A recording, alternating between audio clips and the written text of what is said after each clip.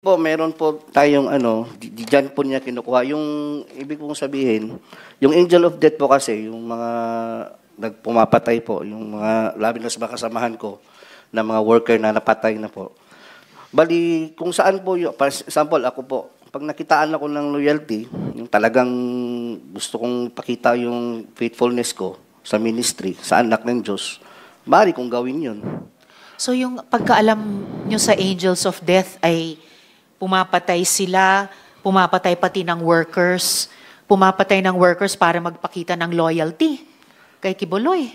Yung angel of death is nabuo po yun, yung sa mga against sa kanya. Like sa pastoral po, narinig niyo po sa kanyang yung na ano po ni Lulia, na papatayin yung mga pamilya niya, pag lumabas, pag marami silang alam, tapos lumabas sila, hindi na sila maaaring makalalabas sa ministry, sa poder niya. At saka maraming alam po, yung nakakaalam po sa, lalo sa pastoral, inner circle, yung mga ganun po. Tsaka mayroon din pong member ng, yung sa Angel of Death, yung kasama ko rin po, yung si Simon Tagnipis. Si Simon Tagnipis po kasi, siya yung pumatay kay Jarog. Kay? Jarog po. Jaruk? Opo, Jarog. Sino po si Jaruk? Duming Jarog, hindi ako, dato po yan ng Kausayan. Kahusayan? Sitio Kausayan ng... Sitio Kahusayan. Opo. Yung sa atayan, sakop atayan ng Manuel Gianga sa Davao City. Sa Davao City, Sitio Kahusayan. Opo. Nakasama ko po yan. Open secret na po yan sa security department sa amin na siya yung talagang tumira kay Jarog. Ang security department, ito rin po yung 2nd Metro Davao Signal Battalion. Opo. Under po ng security department yan ng Kingdom. Kasi more or less 21 department yung nasa loob ng Kingdom. May logistics, ganyan, transportation. Opo, logistics kina Mr. Resita o Atiging, kayo naman sa security department. Okay. Ganun po yung namin set up po dyan sa loob. Okay. At nung nasa loob po kayo nitong 2nd Metro Davao Signal Battalion o yung security department, meron ba kayong nasaksihan na inabuso o meron ba kayong nasaksihan na sinaktan? Paano yung ginagawa sa kanila? At bakit sa mga balita, bakit usually sinasaktan yung mga miyembro? Maging ako po, hindi po ako exempted sa punishment. Kasi mari nilang sabihin sa akin na sa Bisaya ba, pabadlong yung matigas yung ulo. Tao rin naman po tayo nagkakamali. Lalo na yung sabihin, bawal mag-cellphone, bawal manood ng sine, bawal maglaro ng computer games. Because I was there, 15 years old pa po ako, since 1999. I started yung nag-socialisit ako, nagtitinda ako ng puto, kakanin. Tsaka po, yung mga palo po na yung mga punishment po na sinasabi lalo na po sila ni Ate Gingging, yung naranasan niyang fasting, na uso po yan dati. 99, I was there in Tamayong. Kaya po, totoo po yung sinabi niya, na bawal po talaga silang kausapin. Bawal pong tulungan, bigyan ng pagkain kasi madadamay ka. Tsaka yung hindi naman po sila makakain talaga kasi yung mess hall separate.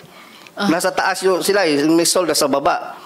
Makikita sila kung kakain. Tama yung sinabi nila, in order for them na ma-survive yung physical nila, inom ka talaga pag naliligo ka. Yun ang testimony din ng mga nakaranas din ng fasting na nakausap namin after nun. Sa akin naman po, yung Paluan po, 2013, massive po yun. Na pinasuot po kami ng SS, yung orange, yung serpent seed po ang alam mo yung sa preso? Serpent seed? Opo. Naka-orange kami nun. Tanggap naman po namin yung time na yun kasi akala namin siya yung anak ng Diyos, yung talagang tanggapin mo yung punishment mo. Alam niyo po yung parang ang turing sa amin na yung trapo, mas may karapatan pa yung trapo kaysa sa amin. Hindi kami, kahit bata, bawal kaming kausapin, bawal kaming magingay. Yung na isang beses nga, tumawa kami, pinapalo kami ulit. Tawa lang po kasi mabigat kaya yung mag-ano ka ng bato. From gising kami ng 4 a.m., preparation para devotional 5 a.m. Tuloy-tuloy na yan, work job, kain, tanghalian, kain lang, 1 oras lang yung pahinga. Hanggang alas 10 ng gabi yung namin, trabaho, puro mas overtime. Mas matagal pa sa pagkakaroling kina Atiging na 14 hours. Kayo, 4 a.m. hanggang 10 p.m. Opo, hindi pa po kasali yung devotional. 18 hours, may devotional pa. Bago matulog po, yung mga 11 na po kami makatulog, 11 or 12, ganyan. Ay, wow. Okay, so 16 hours, pwedeng umabot ang isang araw. Opo. Okay, Yung mga pagpatay nung 2nd Metro Davao Signal Battalion o yung security department, si Kibuloy ba ang nag-order ng pagpatay sa mga dating KOJC members? Opo, kasi yung kay Simon po kasi, nasabi nila sa amin yan. Yan, si Simon Nakausap ko si Simon. Tagnipes. Aha. Opo. Way back, ano yun? Hindi ko naalala yung mga taon na yun. Pero sabi niya kasi may galit daw kasi si pastor doon sa yung Jaruk. Kasi yung lupa niya doon, ayaw ibenta. Jaruk. Opo. Si Jaruk at si Simon Tagnipes ay parehong tao or Hindi po, iba. magkaiba sila? Opo. So bakit kung galit si Kibuloy kay Jaruk, bakit papapatayin si Simon Tagnipes? Si Simon po kasi, nung matapos niyang patayin si Jarog, Siya ang pumatay kay pumatay Jaruk. talaga. Matapos niyang barilin si Jarog, Okay.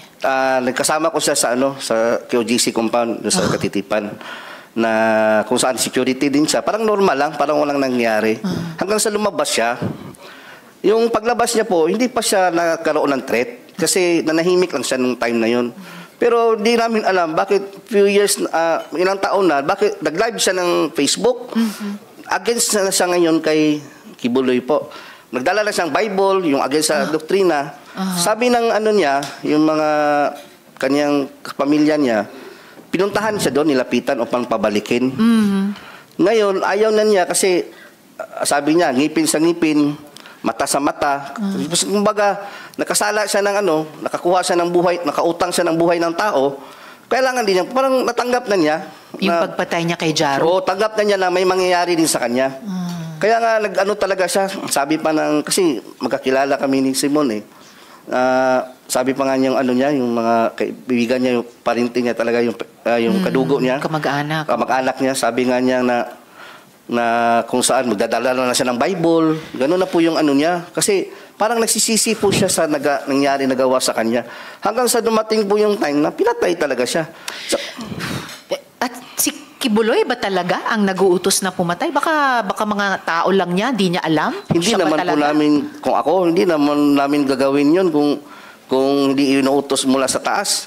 Sino ba kami? Magagalit lang kami sa isang worker, sa isang tao na against sa ministry, na lumabas, galit lang. Pero pag inutos na niya na gawin namin yan, gagawin po talaga namin yun. Okay. Kamusta?